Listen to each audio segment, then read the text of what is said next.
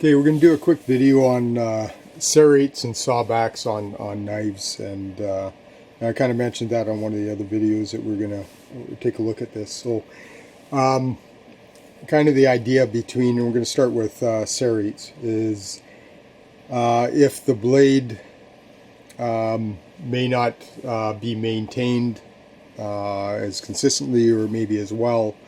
Serrates were kind of one thing that they would also put on blades to kind of give us maybe a little bit of an advantage if the blade wasn't maintained. So the other one is definitely for ropes, cordage, that type of thing. I've seen people, and I have tried to use them on branches and stuff like that, small branches. My preference, it might be a little bit different, but with serrates, their main advantage is going to be for cordage and ropes. So for that idea. Not all serrates are created equal, that's for sure. There's lots of different types, and there's places that I do carry a serrated blade, and that's usually for me. Some of my diving knives for sure, as well as my paddle vests. So if I'm in the white water, especially right where throw ropes and there's a good chance of entanglement, that type of thing, I do use a serrated blade, and this is one I do carry on one of my white water vests. So this one's Spyderco H1, and this one's also a saltwater knife, so it's similar to some of my diving knives. The serrate on this is pretty effective. So there's specific types of knives, and serrates that are a little bit more specific. This is a Petzl, and this is more specifically for climbing. This is a climbing knife. If you look at the serrates on there, they do very well. They're purpose made for cutting rope. So we'll talk a little bit about that. I'm going to go through some of the serrates. As you can see on the table, there's many different types, models. Some companies do a good job with it. Some are really ineffective at best. And this is a cheaper one. And I don't know if you can see on there, it's got pretty aggressive points. So when it comes to rope, and we're going to cut some nylon rope and some of the stuff that's multi-strand and just kind of a frustrating rope to cut, and we'll do some testing with it. But this is one of the cheaper ones that I think it's more aesthetics. Even on wood, it really is. Small branches, it's really not an effective grind. Again, I'm going to touch another one. This one's kind of a little odder. Blade aside, it's really not an effective serrate, and especially on this type of knife, it really doesn't allow me to do stuff that would want to do with more of a belt knife, right? Which is obviously going to be feather sticks, maybe notching, that type of thing. It really inhibits me. I've got to work up the blade a little bit higher to do some of that work. So this is another example of what I would consider probably a more ineffective serrate. So that aside, before we go into some of the testing and some of the different ones, I'll also touch, and this was kind of I'm not sure why I got the blade, or I guess that's, this is an R-tack, which is something that I normally would never have a serrate on, but I guess that's what they had at the time. And just for the same reason, it's something that I do want to choke up on. I want to do my feather sticks, yada yada. So it kind of gets in my way of that. Not saying that the serrate itself is actually fairly effective. If it was going to be rope cutting, I can get in the way a little bit of some feather sticks and notching and stuff. Again, I have to start working farther up the blade to make that happen. So just a few things to keep in mind. The other way, so upside, this is a rescue knife, a Spyderco. They're very effective. for what their intended purpose is if you get a proper serrate or something that's well done. One of the challenges to a serrate is, so you hear different opinions, and is that if you're not maintaining your blade edge, a serrate will maybe give you a little bit of an advantage. At times that somewhat is true. The challenge comes to when you're trying to maintain this serrate. If it does get damaged or overuse dulls up, it's a lot more work to actually do it properly and get it back to its original sharpness of it. So and it takes a little bit more specific tools to do that properly, right? You're not going to do it on a flat stone, etc. Unless you're really good at working edges, and even then you can end up with a pretty messed up serrate at the end of it. So maintaining these from a serrate side is one of the downsides, right? So you have to be very careful, and you need a little bit more specific sharpening equipment to do it properly. So something to keep in mind. So a lot of times, obviously on the bigger blades, it wouldn't be my choice. If there was a place, maybe if you were going to do a lot of rope cutting or needed that, it may be something you'd consider. Different serrates. I'm going to take, this was an older Browning. And I hope you guys can see this. So it's more aggressive points. So it doesn't necessarily do as well with a rope or stranded ropes or some of those irritating, the nylons when you get into some of the bigger ones. So for that reason, if I'm looking at a serrate, I want to understand what I want to use it for. So definitely paddling, diving, that type of thing. If primary use, I'm cutting a lot of cordage and stuff for that, maybe it might be a choice, right? If I'm not going to maintain the edges very sharp on my knife, it's an option. So kind of as I was saying, the maintaining of the edge is eventually you're going to have to maintain your serrate, and that's going to be kind of the downside, or be a bit of a challenge at times, unless you got the tools and maybe some proficiency in that. So what we're going to do is, I just want to touch quickly, we'll do a little bit of just some really light testing to give you an idea on some of the serrates that definitely are more effective, and I'll take an obvious one. So this is a rope knife, specifically, made for that, right? It's a climbing knife, pretty good, right? It does its job, definitely specific for that. I'll take a not so good one, maybe, and this is where it just snags. If I manage to get it in the right place, it might cut. Really not obviously an effective serrate. I could go into this one. This one's probably a little bit more obvious as well. This one is actually probably not a bad serrate. Does the trick. Would I really want it on a large knife?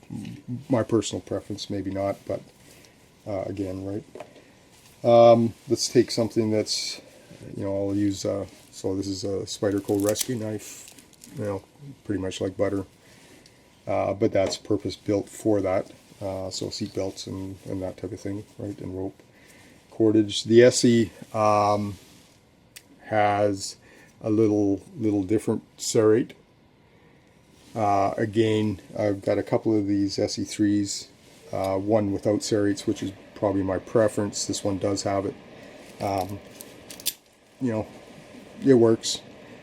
Will it get in the way of me doing finer work? It might, for sure, it will. So I have to work a little bit farther up the blade. My preference again, but if I was doing a lot of cordage, it's not bad. But my preference isn't serrates, I guess. Spyderco again. you know, more of the pocket knife idea. You know, it definitely does the trick. Actually, one of the so this is the Victorinox, or the Swiss Army knife version, serrated. So there are some that actually I do like, right? So this one definitely is an effective blade. One of the other ones is, and this is, if you can see, so this is a Leatherman, and I've got a couple of these. These actually are pretty effective serrates. So these ones notoriously are you know, pretty effective for sure. This is, you know, kind of a pocket knife version. Leatherman again. Very similar design. Effective for sure. One of the ones, and I'll kind of touch in this, is and this one's kind of a cold steel, and it's very, I don't know if you can see that, very fine. It's got some larger grooves and then some very short spiky ones.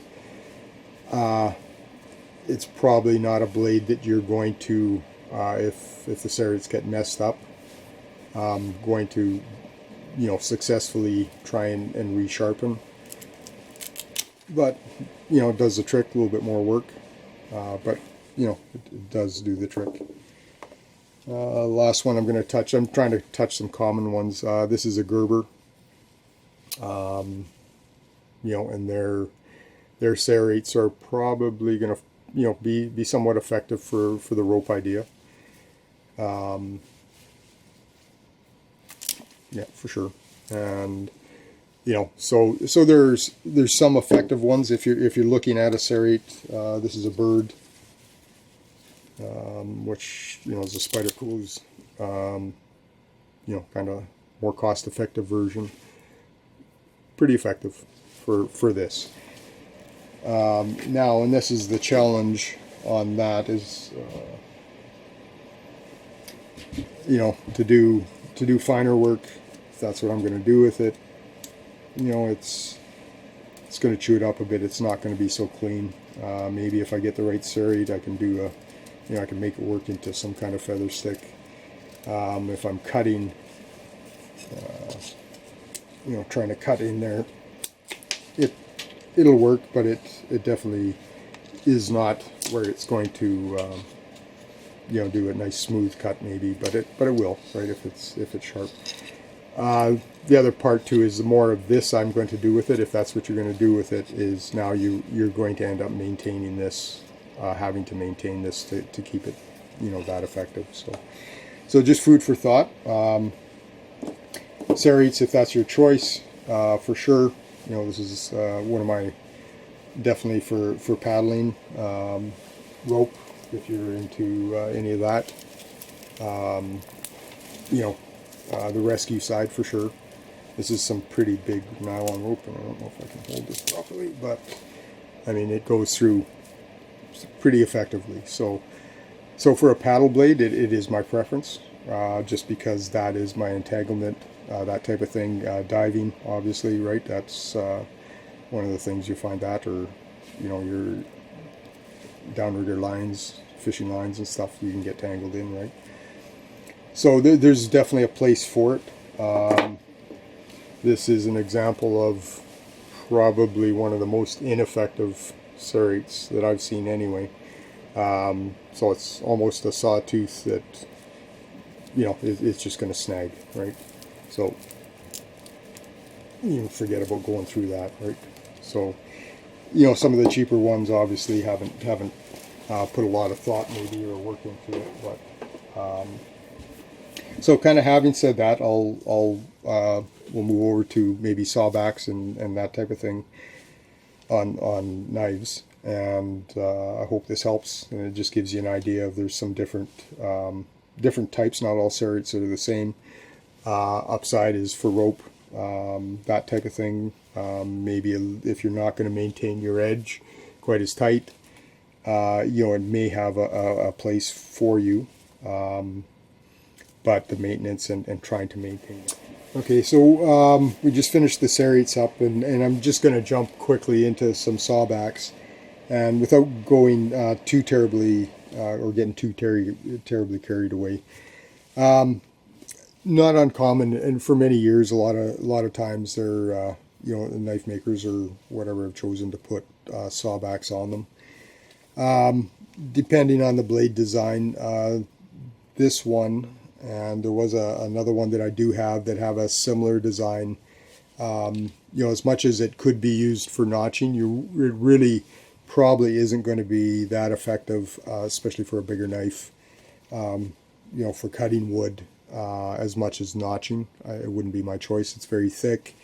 A folding saw or some of the, a silky, something like that's very effective. These notoriously aren't. You may find the odd one that's maybe a little bit more effective. Some people have used them for scraping, trying to get fine shavings out for maybe starting a fire, that type of thing. Other than that, and I'm not going to, my preference is my preference, but I notoriously, would prefer doing feather stick, and just because of the way I use my knife a bit. So over the years, I do have ones with sawbacks, but I tend to work the spine more. So whether it be with a baton that it might beat up a bit, or my hands, just making sure that I've got to watch my hands when I'm working into the kindling. So my preference hasn't been so much for sawbacks. Having said that, apparently I have a few of them. So this is a standard one. One of the ones that one of the other uses on the blades has been for wire or barbed wire, if it's wide enough to twist it, and it does work. And I have used it to break wire as well. Some of these obviously aren't going to fit that, that perspective. This one's a red scorpion, I guess. Sawback on it. That was the original design. Is it, how effective is it? There may be a few more that fall into a little bit more effective on it, but again, this is an Ontario machete sawback. The sawback actually does work to a point of, I'm not sure. I've heard of pulling branches and maybe pulling limbs up, grabbing it that way might be okay. Again, it will beat up the baton a bit, and definitely my hands if I'm trying to work the spine a bit. So. But probably a more effective blade, just because it's a little bit thinner. It will cut through. I don't know if I'd use it on anything larger, other than maybe if something I couldn't get a swing on a branch or something like that to maybe do that. So there's some places for it. Again, these are, I'm living with a little bit more on the tracker style here, but this is the tops version. The sawback's actually not bad, right? It will notch. You probably could scrape it a bit. Again, right? If that's and this one, I don't know if you can see. So it's got a little offset too. Each tooth's got an offset. It does. It will do a decent notch. Again, going to the Beck, and this is one of the original Becks, and to keep with the original, it's got the sawback on it. Again, it actually is a working sawback. It will notch, that type of thing. You could use it for scraping, I guess, to scrape some dust with it. Other than that, it's it's kind of a, I don't know if there's a whole lot more uses that I can think of. Maybe traps. I've heard that one before. Well, you can use it for traps. Normally most of my traps are done, maybe some notching, but it definitely may have a use there. The notching part for, so your cordage doesn't slide, especially on the, if you've got something with a cant to it. It definitely can work with that, right? And it will put a decent notch in there. Otherwise, you have to, you'll you do your normal push notches, that type of thing. But it definitely can function like that. So, thoughts on that. So I'm not going to go too far into, this is a little different one. So this is a pilot, and the intent for the original ones was, to have something to breach, maybe help on thin metal or aluminum or that type of thing, and maybe plexiglass.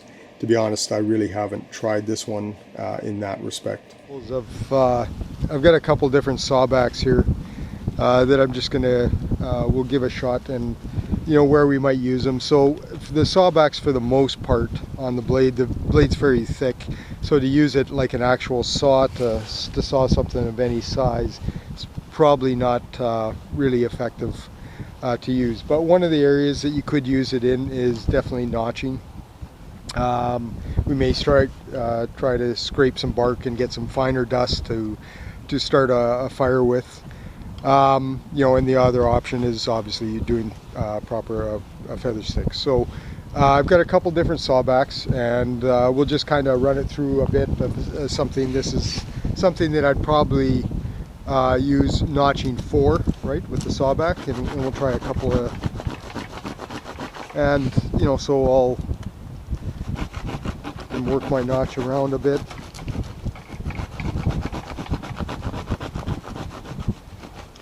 And the depth of the notch isn't bad. So if I was to use some cordage, if I had some cordage wrapped around it, that would stop it from slipping up and down. It would keep it contained. So a lot of times, if I'm doing a tie down on a shelter or tarp, I might notch just to make sure that the rope doesn't slip. Different types of shelters. Could you use it for traps? Different types of traps, for sure you could. So one of the, and there's a couple different saw types. So this is a little different design.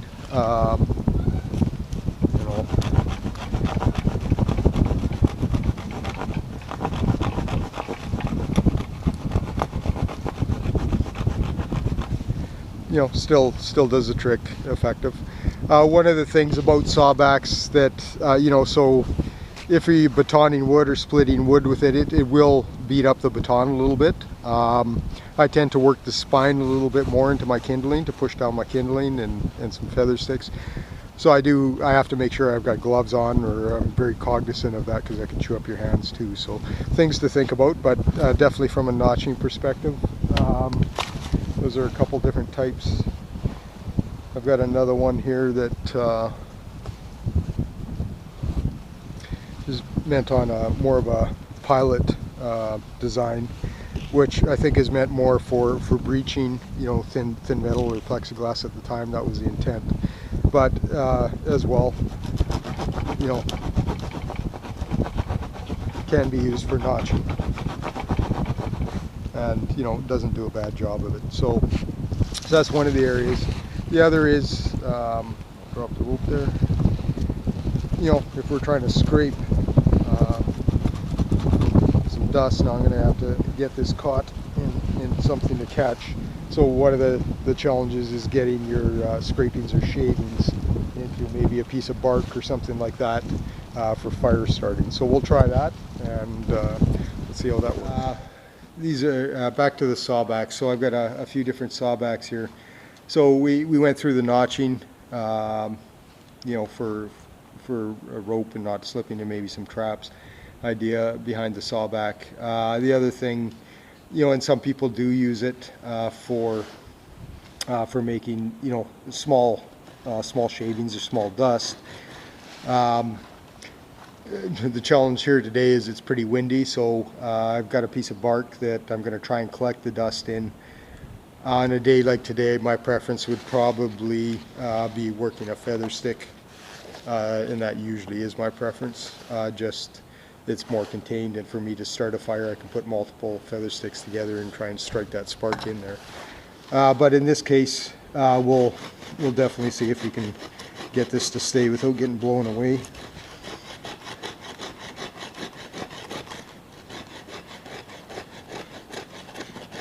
There's some pretty fine fine shavings coming off there, so that's pretty good. We can keep it away from the wind. Sometimes I'll work the edges a little bit more.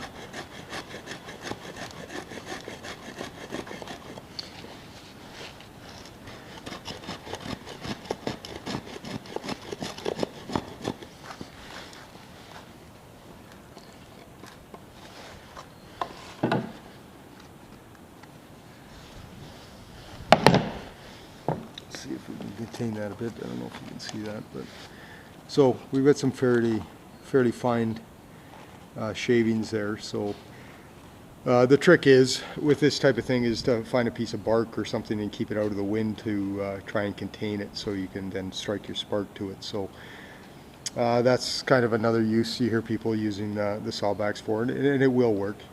It's just the same thing. Today's kind of a windy day, and it's definitely a little bit cooler out.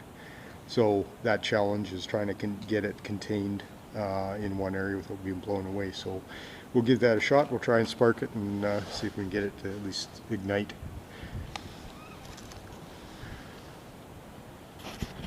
So got me knocking it all over the place. And let's see if that's enough, hopefully. And there we go.